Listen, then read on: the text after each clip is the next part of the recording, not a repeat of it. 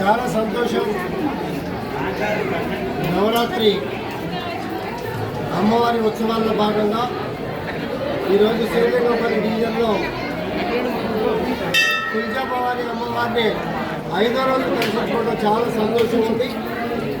దాంతోపాటు మా స్థానిక కార్పొరేటర్ నాగేంద్ర యాదవ్ గారు, మా చైర్మన్ గారు, మా ఈవో గారు, మా సంచల నాయకులందరూ కూడా మేము ఈరోజు దర్శనం కోసం రావడం జరిగింది. చూస్తూ ఉంటే ప్రజలంతా సుఖ సంతోషాలతో చక్కటి మనసులో కోరికలు కోరుకుంటూ అమ్మవారి ఆశీస్సులు తీసుకుంటూ నవరాత్రి ఉత్సవాల్ని అంగరంగ వైభవంగా నడుస్తున్నటువంటి సందర్భంలో ఇప్పుడే ఈవో గారు మేమంతా కూడా మాట్లాడుకున్నాం. ఈ ప్రాంతానికి తులజాభవాని అమ్మవారు గొప్ప కీర్తి ప్రతిష్టలు తెచ్చిపెట్టినటువంటి దేవత.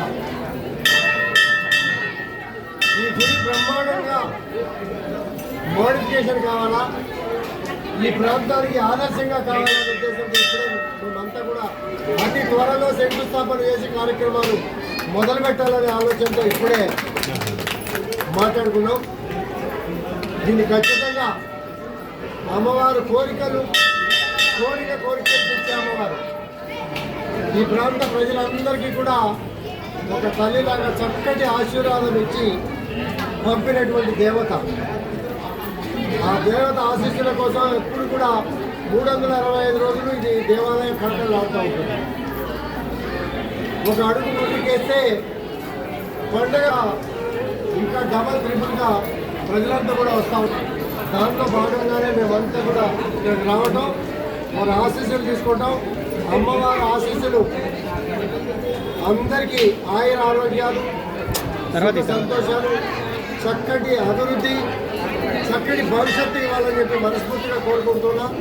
చక్కటి అభివృద్ధి జరగాలి, చక్కటి భవిష్యత్తు ఇవ్వాలా, ఆయుర ఆరోగ్యాలతో చక్కటి ఆశీర్వాదం ఇవ్వాలని చెప్పి కూడా కోరుకుంటూ ఈ